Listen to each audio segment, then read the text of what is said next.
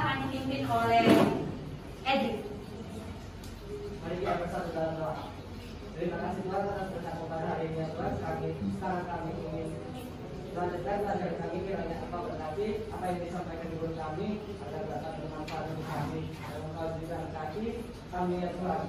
Hanya di dalam nama Yesus Kristus kami berdoa dan mengucap syukur. Amin. Amin. Saya gereja Indonesia.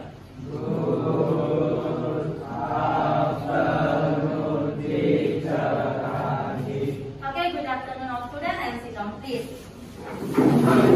Oke, apa kabar kalian hari ini anak-anak kita? Baik ya. Ini adalah les terakhir ya. Biasa kita di biologi itu selalu schedule-nya dapat yang terakhir. Masih semangat gak belajar biologi hari ini? Masih ya. Oke, untuk mengetahui mood kalian, kita mau buat mood detektor dulu. Di sini kita menggunakan Mentimeter untuk mengetahui apa mood kalian saat ini di awal pembelajaran. Masing-masing bisa melakukannya dengan menggunakan handphone kalian. Jadi di sini ada handphone, kita minta John bagikan handphonenya nak untuk masing-masing temannya. Dan ini akan kita pilih ke grup. Silakan dilihat di grupnya dan silakan dijawab atau diklik sesuai dengan mood kalian hari ini. Sebelum memulai pembelajaran, apakah kalian senang, sedih, bahagia, atau tidak jelas atau tidak menentu?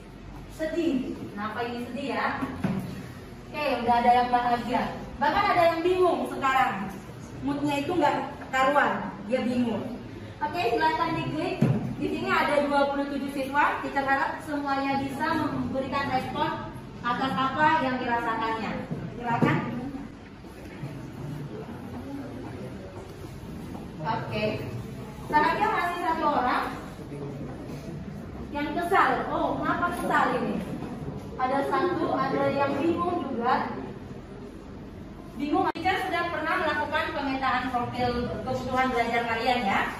Nah, di situ ada 3 kebutuhan yang kalian inginkan. Ada yang kinestetik, ada yang audio, bahkan ada yang visual. Dan kebanyakan audio dan visual itu masih sama ya. Ada yang kedua-duanya dimiliki. Nah, berdasarkan itu, teacher coba ingatkan kembali. Siapa yang kemarin memiliki kebutuhan itu kinestetik? Boleh angkat tangan. Oke, terima kasih. Turun tangan. Kemudian yang memiliki kebutuhan audio. Audio. Oke, ada ada Yogi, ada Rival. Kayaknya kemarin ada 5 deh. 5. Siapa kira-kira lagi? Iya, Niskia. Kemudian ada Juan. Oke, baik, turun tangannya. Kemudian ada yang terakhir itu berarti visual ya. Siapa yang memiliki kebutuhan visual? Bisa angkat tangan. Wow, visual sama kinestetik hampir sama. Silakan turun tangan. Nah, berdasarkan kebutuhan itu, maka teacher akan membagi kelompok. Kalian cari kelompokmu berdasarkan kebutuhan yang sama. Jika temanmu itu adalah audio, maka bergabunglah dengan audio.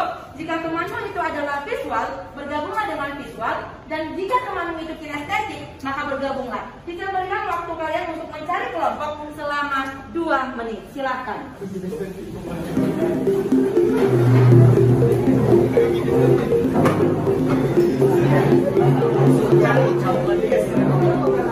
Ayo duduk langsung berdasarkan kelompoknya.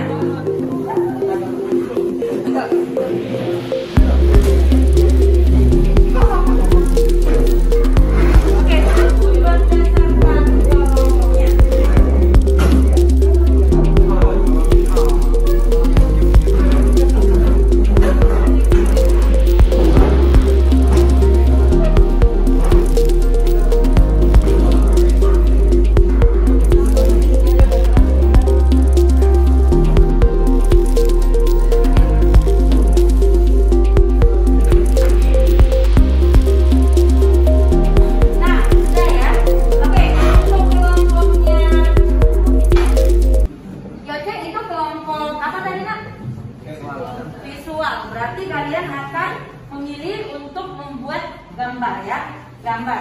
Nah, gambar yang bisa kalian ikuti adalah gambar yang ada di depan atau yang sudah ada di buku. Boleh. Itu dipelajarin ya. Kemudian untuk kelompoknya kinestetik, oke. Di grup sudah kita kirimkan video. Kalian bisa menggunakan itu dan bisa kalian pelajari. Oke. Nah, untuk kelompok ini, kelompok apa ini, Nak? Tahu? Audio. Oke, untuk kelompok audio, kira-kira kalian lihat di buku kita sekarang belajar tentang sistem saraf. Dan sudah pernah juga dibahas sistem saraf sebelumnya, ya kan?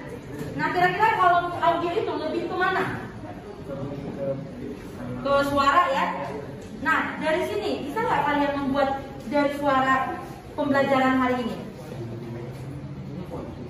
Maksudnya membuat suatu karya atau suatu pembelajaran? Bisa, ya. Kira-kira mau buat apa? Lagu, ya. Oke, semoga lagunya bisa menjadi viral, ya, sehingga teman-temannya bisa memahami tentang saraf. Kalau yang ini, oh, visual juga. Berarti tetap menggambar, ya. Oke, silakan digambar apapun bagian dari saraf yang mau kalian sampaikan ke teman kalian. Boleh, ya? Oke, yang terakhir ini kelompok apa ini, Nak? Oke, kinestetik lebih ke gerakan, ya, atau lebih ke apa? Boleh. Tadi sudah ada menggunakan video, nanti belajar dari video. Kalian coba menjelaskan sistem saraf itu tentang respon. Karena sistem saraf itu kan ada berhubungan dengan respon, ya kan? Kalau respon akan berpengaruh dengan gerakan. Coba itu nanti akan dijelaskan. Boleh, ya? Oke. Kita akan memberikan waktu kurang lebih 20 menit untuk berdiskusi. Setelah itu kita akan mempresentasikan hasil diskusinya. Boleh, ya? Oke, silakan berdiskusi. Kami telah mendiskusikan tentang depolarisasi dan aksi potensial. Sebelumnya akan mengatakan kata saya, maka perkenalkan topik kami. Ada Boris, ada aku, ada capaian dari dunia di sebelah kiriku yaitu Stevi, dan ada Jamin. Nah, sekarang pada saat ini kami akan menjelaskan hasil diskusi kami tentang depolarisasi dan aksi potensial oleh perwakilan kami.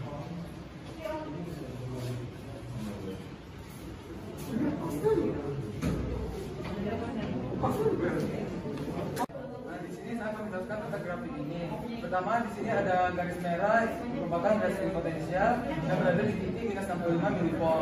Kemudian jika dilihat di sini ada garis putus-putus yang merupakan threshold potensial. Nah, di threshold potensial ini dibagi menjadi 3 fase. Dan di sini ada selubung mielin. Selubung mielin itu berfungsi untuk melindungi sel sarafnya. Lalu ada sel seksual yang berfungsi untuk memberi nutrisi. Dan yang terakhir ada sinapsis yang menurunkan rangsangan ke sel saraf lainnya. Jadi sekian dari presentasi kami mengenai struktur sel neuron. Terima kasih. Jadi kelompok sesuai dengan spinner tadi sudah maju ke depan. Kita harap kalian bisa melakukan penilaian dan kalian bisa memperhatikan teman-teman kalian.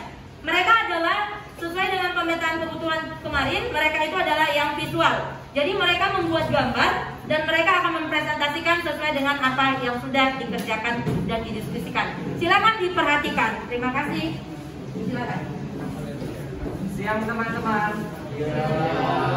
Sekarang kami kelompok dari visual akan menjelaskan tentang neuron berdasarkan struktur dan fungsinya.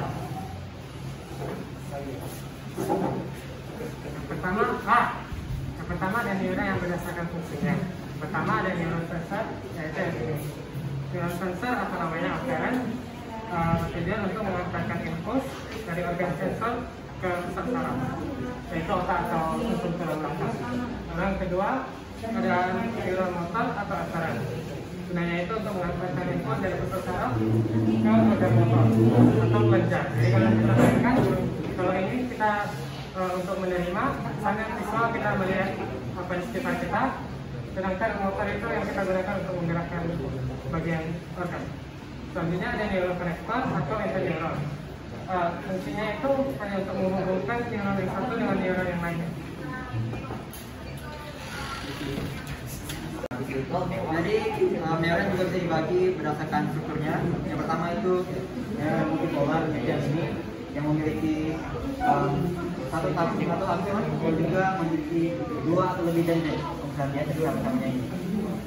Nah, Ini biasanya didapat di motor yang terdapat di otak atau di benda sinalis atau di pusat mata biasanya. Ada juga neuron bipolar atau bipolar, yaitu memiliki dua jaluran dan dua dendrit. Jadi dia itu punya yang ini berupa dua akson dan juga mungkin dua dendrit. Ini biasanya terdapat di organ indera seperti mata, hidung, dan telinga. Dan yang terakhir itu neuron unipolar atau juga bisa dibilang pseudo unipolar. Itu neuron yang bipolar tapi tampaknya hanya memiliki satu jaluran karena satu aksonnya, dua aksonnya itu menjadi satu, sehingga dia bisa menjadi dua dendrit dan satu akson. Jadi itu biasanya neuron ini bisa ketemu pada embrio dan fotoreseptor mata. Oke, baik. Untuk selanjutnya akan dilanjutkan oleh kelompok audio. Ternyata tidak kalah kreatif juga dari teman kita yang tadi visual yang sudah menggambarkan penjelasan tentang sistem saraf. Kali ini mereka memilih untuk membuat suatu lagu mengenai sistem saraf. Mari kita dengarkan. Semoga bisa membuat kita lebih paham tentang sistem saraf. Silakan, Nak.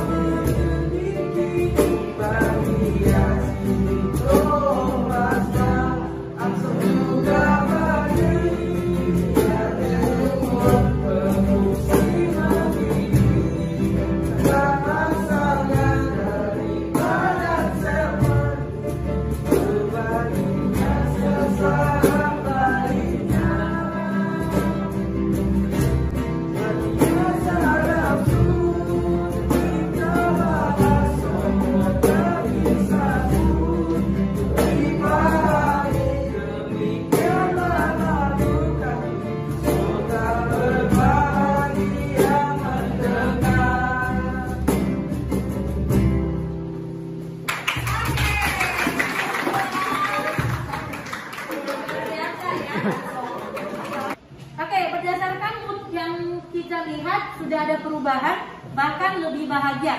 Kiranya pembelajaran kali ini atau pembelajaran yang menyesuaikan dengan pemetaan kebutuhan kalian, kalian bisa lebih nyaman atau lebih suka, sehingga pembelajaran itu dapat kalian serap dengan baik. Jadi kita akhiri pembelajaran kita hari ini dengan berdoa. Doa akan dipimpin oleh Carol. Silakan Carol. Kita berdoa dan jasa kesulitan yang lain menyesuaikan. Mari kita berdoa. Yesus maafkan kami akan kosong dari perjalanan kami dari sekolah hingga rumah kelas. Belajar dari melakukan kelas. Berarti juga pelajaran yang kami dapat dari Tuhan. Dan dapat kami terima dengan baik Tuhan. dalam konteks ini seperti usul Maria. Amin. DP Angkatan 4 Daerah Batam. Nah, di sini saya ingin memberikan refleksi dari aksi nyata saya mengenai pembelajaran berdiferensiasi dan pembelajaran sosial emosional. Nah, dalam pembelajaran ini kita sudah tahu bahwa pembelajaran berdiferensiasi adalah proses pembelajaran yang memberikan keleluasaan pada siswa untuk meningkatkan potensinya sesuai dengan minat dan profil belajarnya. Nah, pada pembelajaran berdiferensiasi ada beberapa hal fokusnya, bukan hanya produk saja, namun juga proses dan konten. Kemudian dalam proses pembelajaran sosial emosional itu ada beberapa bagian. Nah, di sini saya menggabungkan keduanya sehingga di dalam pembelajaran berdiferensiasi saya membagikan siswa berdasarkan pemetaan kebutuhannya, di mana ada siswa yang memiliki kebutuhan di dalam visual, kemudian ada siswa yang memiliki kebutuhan kinestetik, dan ada siswa yang memiliki kebutuhan audio. Nah, sesuai dengan pembagian tersebut, maka saya mengelompokkan mereka sehingga mereka bisa menyesuaikan profil mereka sesuai dengan pemetaan yang dilakukan. Dan kemudian di dalam pembelajaran sosial emosional, saya melakukan mood detector, di mana hal ini sangat dibutuhkan agar mengetahui emosional anak-anak sebelum dan sesudah memulai pembelajaran. Dan di dalam hal ini juga saya melakukan pembelajaran sosial emosional dengan melakukan menarik kesimpulan yang bertanggung jawab. Jadi anak-anak di dalam melakukan diskusi, mereka akan memberikan tanggapan, dan di akhir tanggapan mereka akan menyimpulkan apa yang menjadi keputusan atau hasil akhir daripada pembelajaran tersebut. Nah, pembelajaran sosial emosional itu sangat penting, terkhusus untuk mengetahui bagaimana keadaan anak, karena kita tahu keadaan atau emosional anak akan berpengaruh kepada pembelajaran anak, dan begitu juga keadaan sosialnya. Untuk anak-anak perlu dikembangkan bagaimana pembelajaran sosial emosionalnya agar proses pembelajaran yang didapatkan juga semakin baik. Mungkin itulah bagian dari refleksi yang bisa saya lakukan, dan dengan adanya pembelajaran berdiferensiasi, maka yang saya lihat anak-anak semakin bahagia dan semakin senang di dalam pembelajaran tersebut, dan mereka semakin antusias di dalam mengikuti pembelajaran tersebut karena disesuaikan dengan kebutuhan atau kesukaan mereka. Begitu juga dengan sosial emosional, yang sudah disesuaikan dengan pembelajaran sosial emosionalnya merasa lebih senang, merasa lebih bahagia, dan merasa lebih antusias dengan pembelajaran tersebut. Jadi demikian refleksi singkat dari saya untuk aksi nyata pembelajaran berdiferensiasi dan pembelajaran sosial emosional.